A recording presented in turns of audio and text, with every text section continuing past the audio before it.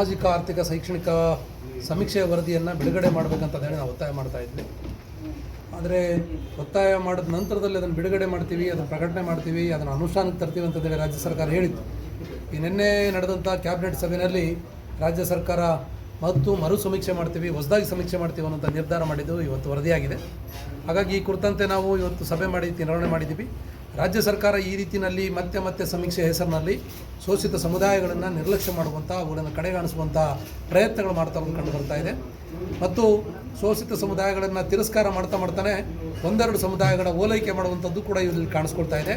ಶೋಷಿತ ಸಮುದಾಯಗಳ ಹಿತರಕ್ಷಣೆ ಮಾಡೋದಕ್ಕೆ, ಸಾಮಾಜಿಕ ನ್ಯಾಯವನ್ನು ಕಾಪಾಡೋದಕ್ಕೆ ರಾಜ್ಯ ಸರ್ಕಾರ ಮುಂದಾಗಬೇಕಂತೇಳಿ ಈ ಸಂದರ್ಭದಲ್ಲಿ ಒತ್ತಾಯ ಮಾಡ್ತೀವಿ. ಮತ್ತೇನು ಮರು ಸಮೀಕ್ಷೆ ಅಂತಂದೇಳಿ ಹೊರಟಿದ್ದಾರೆ ಅದನ್ನು ನಿರ್ದಿಷ್ಟ ಕಾಲಮಿತಿಯಲ್ಲಿ ಮಾಡಬೇಕು, ವೈಜ್ಞಾನಿಕವಾಗಿ ಮಾಡಬೇಕು, ನಿಖರವಾಗಿ ಮಾಡಬೇಕು, ವಸ್ತುನಿಷ್ಠವಾಗಿ ಮಾಡಬೇಕು. ಅದನ್ನು ಮಾಡಿ ಕೆಲವೇ ದಿನಗಳಲ್ಲಿ ಅದನ್ನು ಸಾಕಾರಗೊಳಿಸಬೇಕು.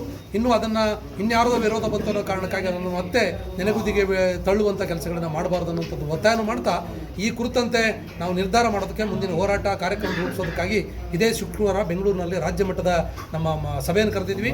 ಎಲ್ಲ ಜಿಲ್ಲೆ, ಎಲ್ಲ ತಾಲೂಕಿನ ಶೋಷಿತ ಸಮುದಾಯದ ಮುಖಂಡರು ಈ ಸಭೆಯಲ್ಲಿ ಬರ್ತಾರೆ. ಆ ಸಭೆ ಮಾಡಿ ಆ ಮುಖಾಂತರ ರಾಜ್ಯ ಸರ್ಕಾರಕ್ಕೆ, ಮುಖ್ಯಮಂತ್ರಿಗಳಿಗೆ ನಮ್ಮ ನಿರ್ಣಯವನ್ನು ರವಾನೆ ಮಾಡ್ತೀವಿ.